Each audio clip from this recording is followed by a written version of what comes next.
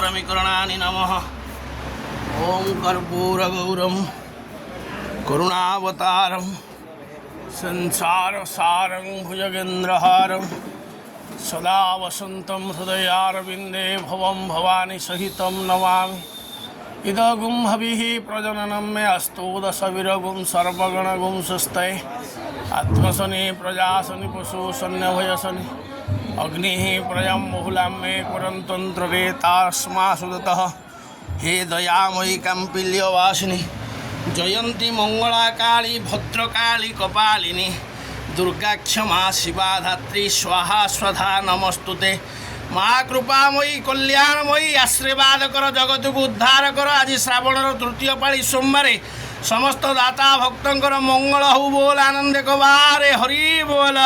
श्रावणी काउड़िया मनोवांछा पूर्ण हो बोल आनंद कबारे हरि बोल। प्रभु ये सेवक डाक दूर कर सेवक डाक श्रवण कर बोल आनंद कबारे हरि बोल।